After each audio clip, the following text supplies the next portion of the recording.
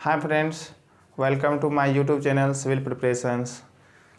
आज हम बताएंगे ओवरहैंगिंग बीम का shear force diagram and bending moment diagram कैसे ड्रॉ करते हैं। चलिए स्टार्ट करते हैं shear force and bending moment of overhanging beam का।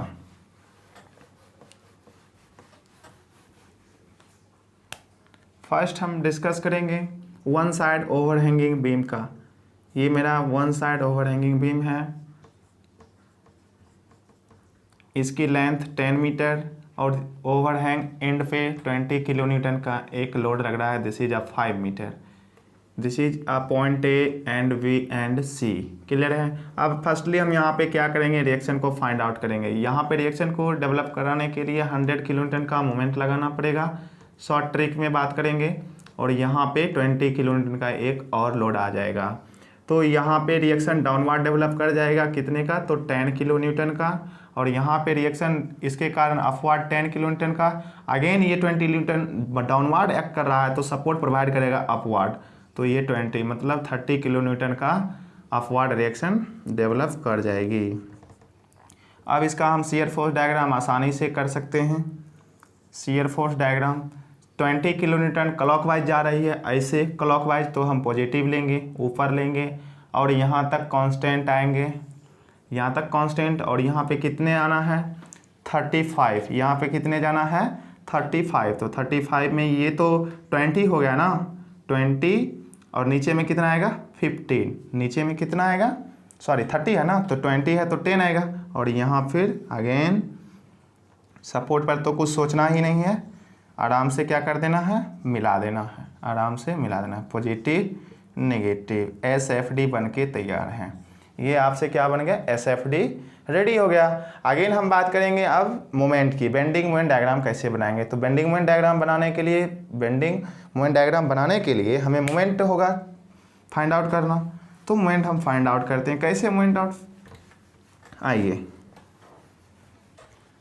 मोमेंट फाइंड आउट करने के लिए फर्स्टली MC तो हमारा 0 होगा क्योंकि इसके लिए कोई परपेंडिकुलर डिस्टेंस नहीं मिलेगी, बट MB होगा। MB कितने होगा, तो हॉगिंग मोमेंट डेवलप कराएगा और 100 किलो न्यूटन का, 100 किलो न्यूटन इंटू मीटर का हॉगिंग मोमेंट आएगा। अगेन MA क्या हो जाएगी, MA भी 0 हो जाएगा। जहाँ पे पिन है वहाँ पे 0 होता है, बट यहाँ पे कहोगे पिन तो है सर, क्यों आया यहाँ पे मोमेंट यहाँ पे इसलिए आया क्योंकि जब इंटरमीडिएट पोर्शन में सिंपली सपोर्टेड हो या फिर कोई भी हो, उसमें अगर पिन या हिंज सपोर्ट आ जाता है तो उस पर मोमेंट क्या हो जाता है, डेवलप कर जाता है। वो भी कैसा, नेगेटिव, जनरली नेगेटिव आता है।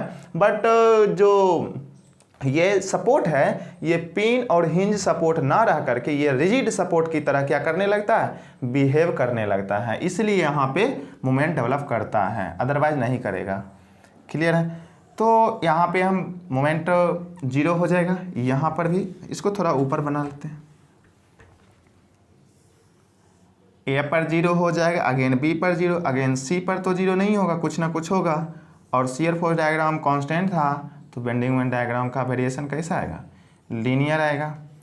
बेंडिंग मोमेंट डायग्राम का वेरिएशन कैसा आएगा जी, लीनियर आएगा। ओके, अब हम बात करते हैं कि same to same question, again दूसरे टाइप का क्वेश्चन लेते हैं, एग्जाम्पल।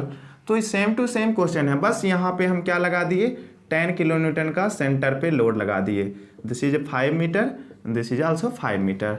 अब बात करेंगे इसका, तो ये तो मोमेंट के कारण यहाँ पे 10 किलो न्यूटन का डाउनवर्ड डेवलप कर रहा है, बट यहाँ पे पॉजिटिव में इस लोड के कारण अगर इसको भूल जाएं इस पोर्शन को, तो इस पोर्शन में 5 किलो न्यूटन ये लोड लेगा और 5 ये लेगा।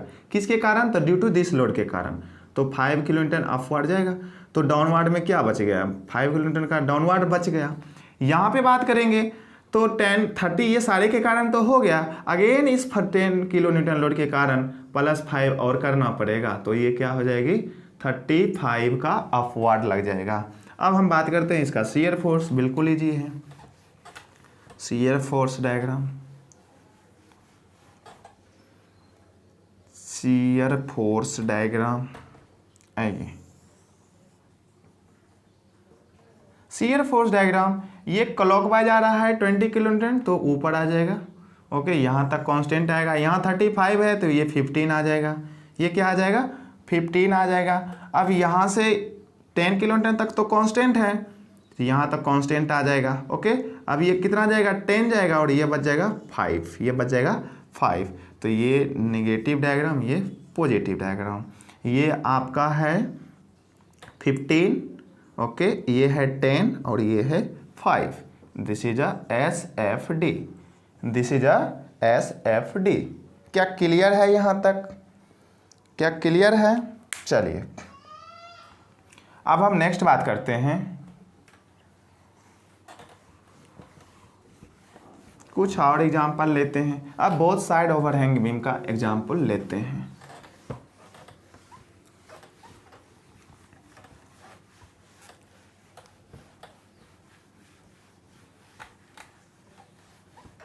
आइए, both side overhanging beam, this is a support A and B, A and B, but throughout the span UDL concentrated है, UDL लोड एक्ट कर रहा है। ओके, इक्वल ओवरहैंग है, this is A and this is B, overhanging length A and ये also A है। अब हम बात करते हैं इसके शियर फोर्स डायग्राम की, इसका शियर फोर्स डायग्राम की। तो शियर फोर्स डायग्राम पहले तो ये पता करना होगा वेरिएशन कैसा होगा। यूडीएल का केसेस आ रही है तो हमारा वेरिएशंस जो होगी वो शियर फोर्स डायग्राम की लीनियर होगी, एंड बेंडिंग मोमेंट का डायग्राम का वेरिएशन जो होगा वो पैराबोलिक होगा। क्लियर है यहाँ तक? शियर फोर्स का linear and bending moment diagram का वेरिएशन पैराबोलिक होगी। क्लियर है? अब आइए शियर फोर्स डायग्राम हम बनाते हैं, अच्छे से समझना। ये आपका सिंपली सपोर्टेड बीम है, तो सिंपली सपोर्टेड के बीम के केस में आपने तो ऐसे डायग्राम बनाता था, ऐसे डायग्राम बनाता था। ओके, अब ये इस पोर्शन को हमें कैसे मिलाना है, इस पोर्शन को कैसे हमें मिलाना। बच गया मेरा इतना पोर्शन, बच गया मेरा इतना पोर्शन, तो इसको ऐसे, इसका डायग्राम अगर बनाना चाहें तो ये यहाँ पे कुछ रिएक्शन आएगा, यहाँ पे कुछ नहीं, तो वैसे जाएगा, इसलिए इसका डायग्राम ऐसे बन जाएगा। क्लियर है क्या यहाँ तक? क्लियर है? अब देखो इस बीम की बात करेंगे तो यहाँ पे कुछ ऐसे बन जाएगा, इस तरह से बन जाएगा, ये निगेटिव, ये भी निगेटिव, ये पॉजिटिव और ये भी पॉजिटिव। क्लियर है यहाँ तक? यहाँ तक क्लियर है सबको? चलिए, बिल्कुल क्लियर है। ये आपका रहा SFD, ये रहा आपका SFD। अगेन हम बात करेंगे, अब अगेन हम बात करेंगे बेंडिंग मोमेंट डायग्राम इसका कैसे बनाते हैं। तो बेंडिंग मोमेंट डायग्राम बनाने के लिए इसमें 3 केसेस को हमें स्टडी करनी होती है। कितने केसेस हैं? 3 केसेस होती है, और तीनों केस आपको ध्यान रखना है। एग्जाम में आपसे इससे एक क्वेश्चन आता है, 1 क्वेश्चन आता है।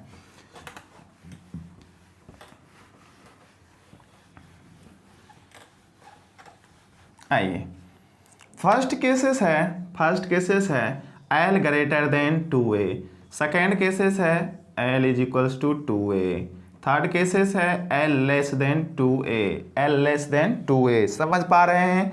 L का जो लेंथ है ये दोनों के जोड़ने से क्या होनी चाहिए? ज़्यादा, फिर कम होनी चाहिए, फिर बराबर होनी चाहिए।